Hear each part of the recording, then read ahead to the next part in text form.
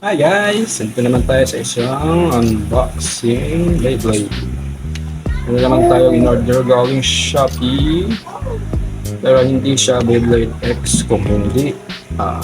Siguro Beyblade Burst. Gustuhan ko lang yung design niya. Kaya in-order ko siya. Try natin siyang ilaban sa mga Beyblade X. After ng unboxing. Okay, let's do it. Oh.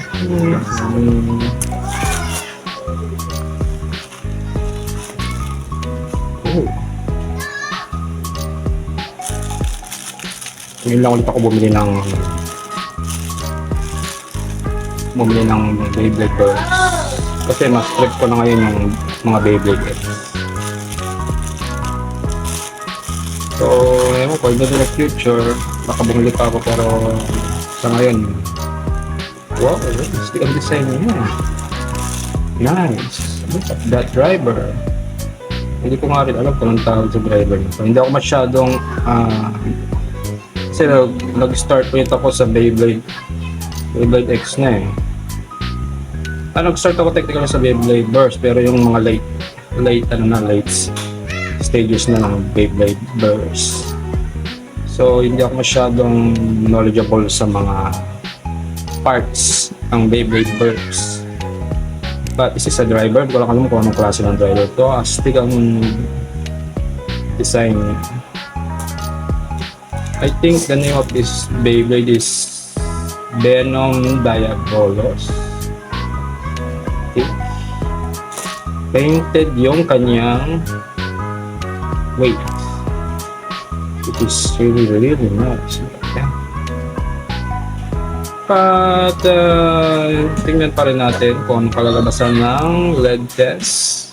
Kung kaya bang i-prevent ng coat na yan ng lead ng ating gagamiting lead test swab. Kung mapaprotektahan ba niya yung kanong lead. Alam ko may lead to. Lahat naman. The blade itself is nice. I love the design. Although for me, in my opinion, mas trip ko yung mga simple design ng mga Beyblade X ngayon. Wala siyang masyadong ka-etchusan. Saka binalik nila yung bit. Yung bit sa gitna, yung bis. Kaya mas trip ko yun. Although maganda nga yung design, pero parang ano siya, parang medyo may pagka-toyish talaga yung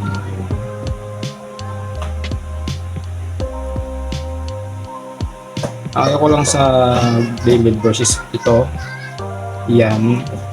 Pag yan pag napudpud na yan, wala nang mabilis na yan sumabog or mag-burst.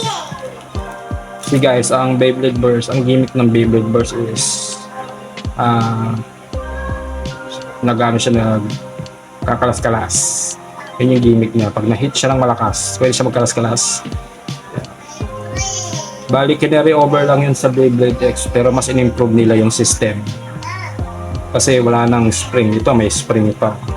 Doon sa Beyblade X wala nang spring. Ratchet na lang. So, hit hard lang. Gusto kang makalas. Ito, merong mga gear na which pag yan pudpud na yan, mahina. Okay, ano na natin, may sticker pa siya. Simple lang yung sticker niya.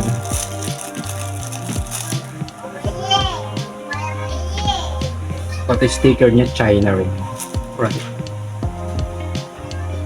Siyempre, kahit na China yan, wait pa rin natin yan. For, information purposes. Okay. Robot na ata. Hindi pa. Okay, for the driver, mabigat ang mga Beyblade Burst, lalo na yung mga late stages, mabibigat sila.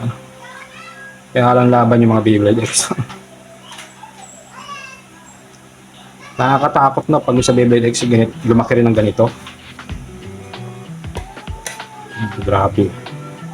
Makakatay na ng tao yun. Okay, sa weight, 55 oh. And so this 23. Second boost niya. So overall, kanyang bigat ay oops. Wow. Looks amazing. Ano ba ito? Left side ba ito? Yun. Ganda ng ano ha. Mukhang hindi siya madaling i-burst. Mukhang masakit siya. So, gusto ko ito i-try sa ilaban sa aking Brave Valkyrie. Na fake din syempre.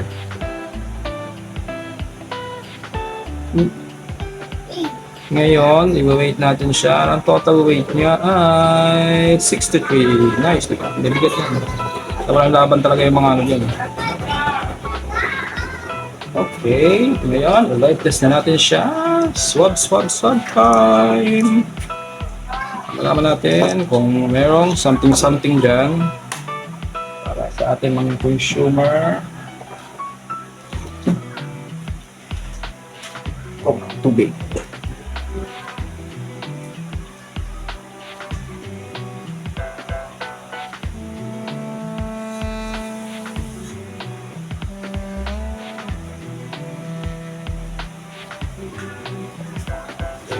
Okay. Water. Swab test.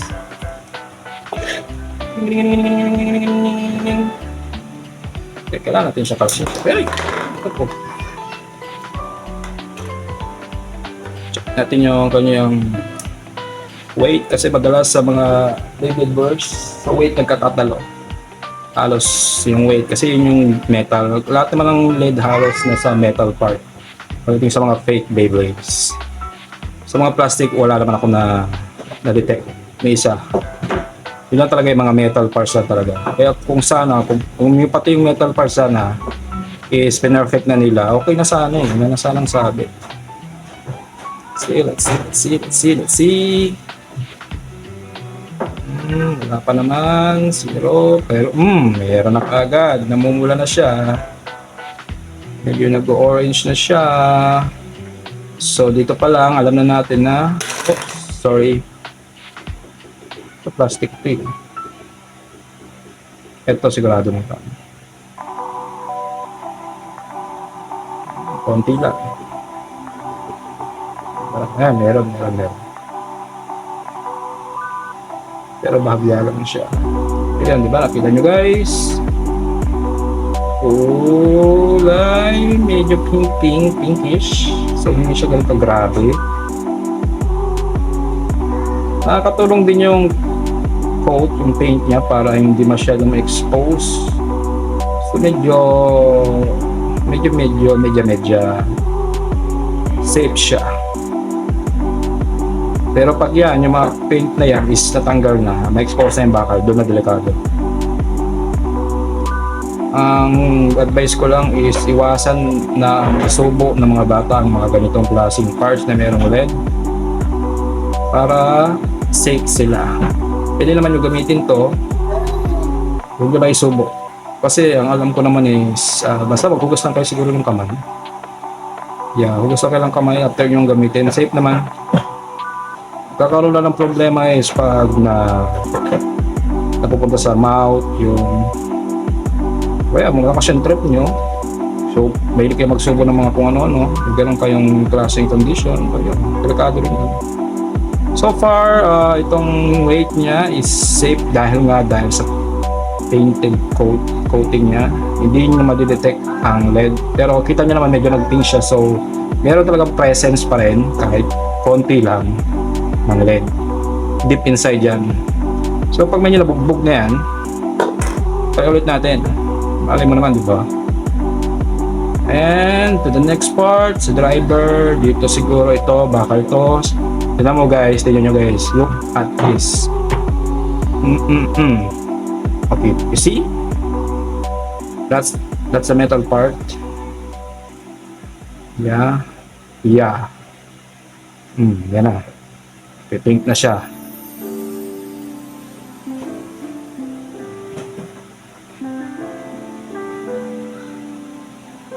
Although hindi mo ganun katindi, Yung sa mga Beyblade X ko talagang mumuli. Palo eh. Yan, iwasan lang itong part na to na mahawakan ng mga bata. Yan ito. Sa lahat ng Beyblade, fake Beyblades, iwasan lang talaga yung metal parts na mahawakan. O kaya na mismo, i-paint nyo na rin. Kasi nakakatulong pala yung paint para hindi siya ma-expose yung kaya tapon nyo na lang, bali lang kayo original. Kaya inagadalis.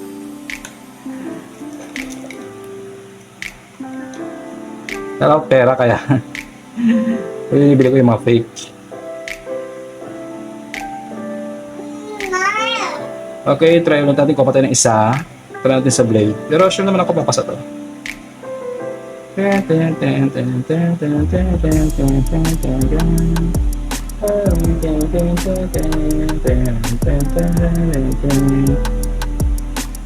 Talaga ano kakata ako. Ano lang to.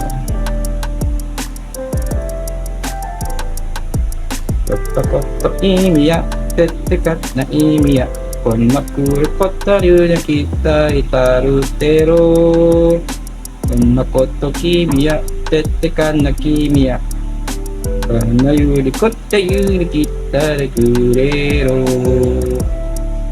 Itariraruchito dida. Ay, tetekota. Pati natin sa may screw. May screw talaga yan eh.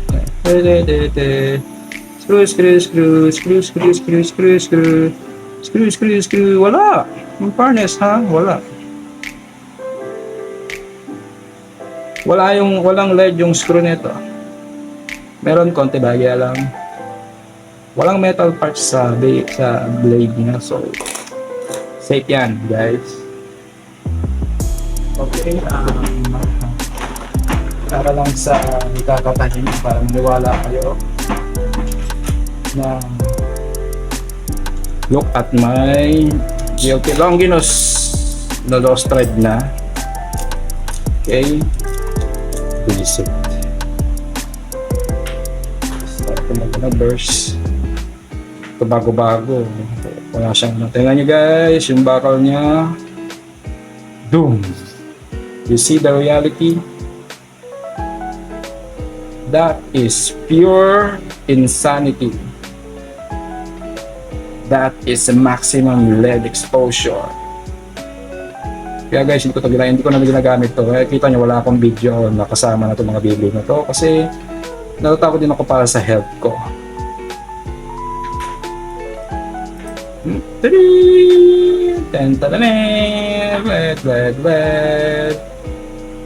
Kaya pahay ko sa mga company na gumagawa nito, start nyo na i-paint lahat ng Beyblade nyo. Yung mga bakal, i-paint nyo na rin. So kahit na may bumili, kahit paano, medyo safe pa rin sila. Kahit konti lang. Kahit mga 70% safe sila. Dahil merong paint. Okay? Para aware kayo guys. Alright. Ngayon, testing natin sa laban kung anong performance ng Beyblade na ito. Ito natin. Kung magandang laban ito. Please, hindi naman. Oh my God, how do you put this? What? What happened? Ah. Alright. May mechanism yung driver niya, pero hindi ko pa siya alam kung parang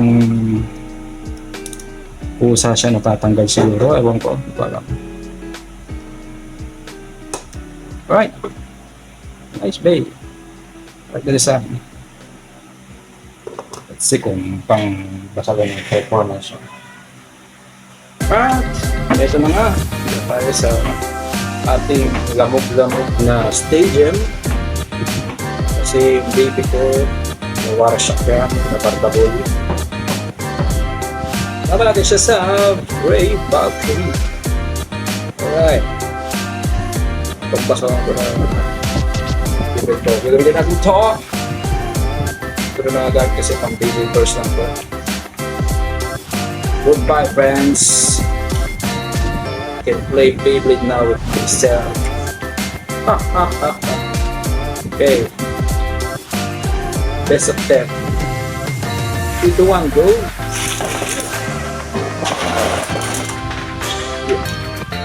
Ready? Wow!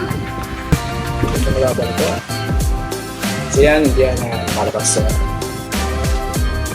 stage. 1, go!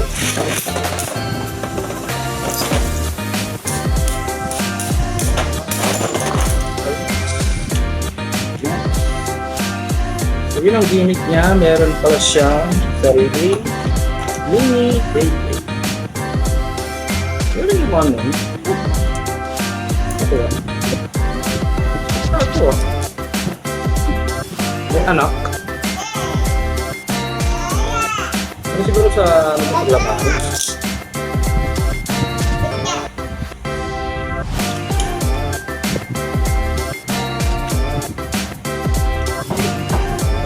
So, pagka lang yun. Ang post.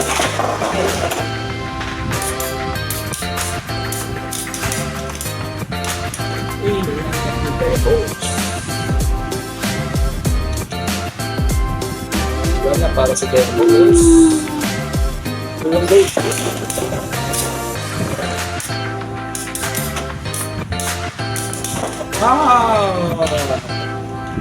Alright. Napalas na pala eh. One all. One para sa ultimate fighter. Okay, 3, 2, 1.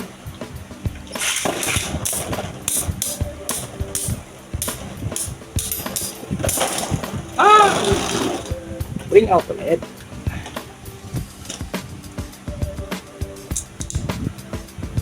Okay, 2 for ultimate fighter.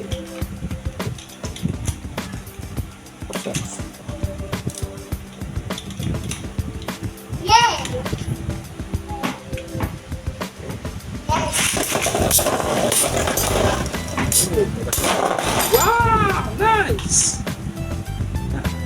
Ano, ating Venom Devil. Sula ba siya ganyan? Baby.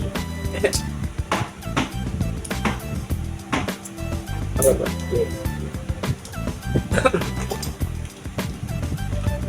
Beyblade na may baby. Taling na. Ito ang gino. Okay. So, 2-1.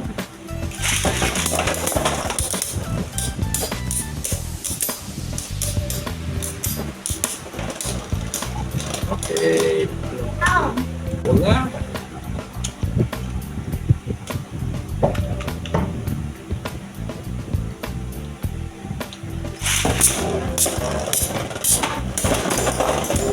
First finish. Nice. Go.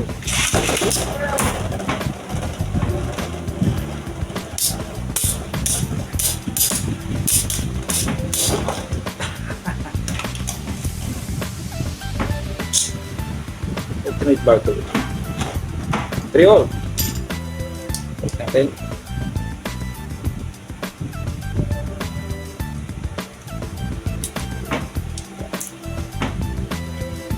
Hindi natin best of 5. Kasi tatagawin ko ng 1 pound kung best of 10. Best of 5 na lang, okay? So, 3 all? 3 all ba? 3 all.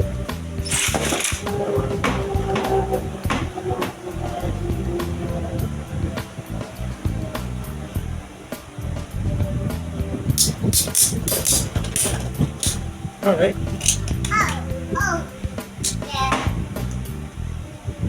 4-3. So, malakas-lakas ko. Yan naman ang ikot niya.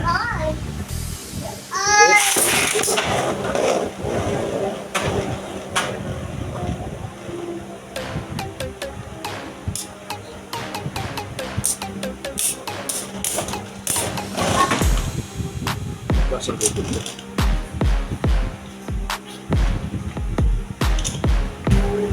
One, two, three, go.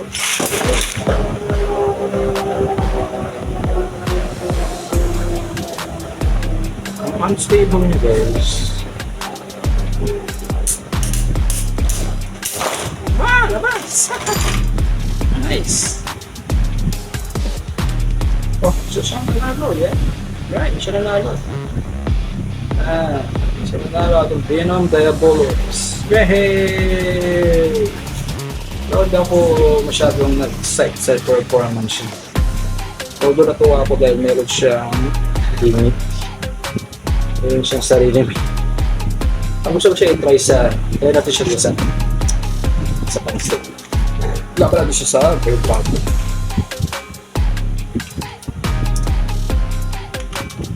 Best of 3 na lang.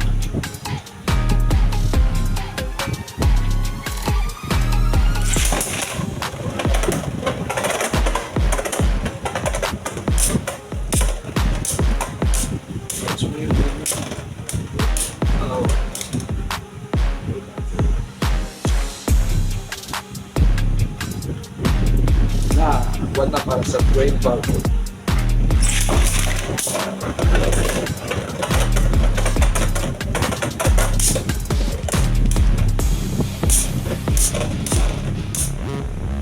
Stable na guys.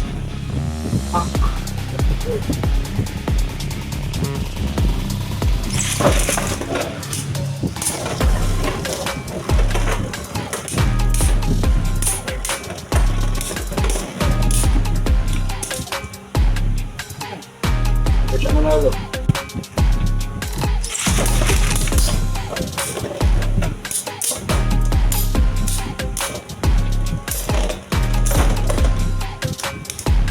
Alright.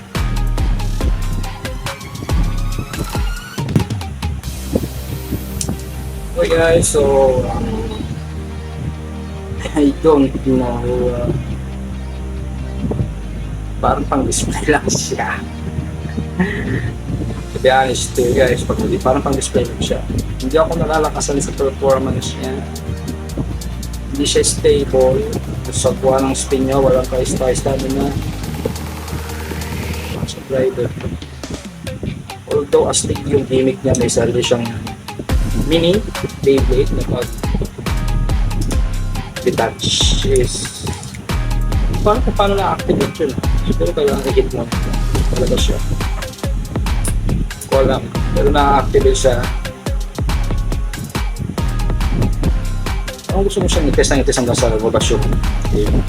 Big nyo pa malaman ko. Anyway, masyado lang mahaba yung video na to. So guys, thank you for watching, subscribe and like. Try kong mas marami ng video na meron akong voice over para mas mag-practice ako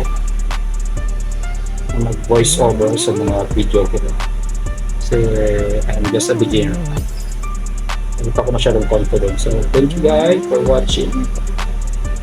Peace out. Subscribe guys. I appreciate everything. Venom Diabolos.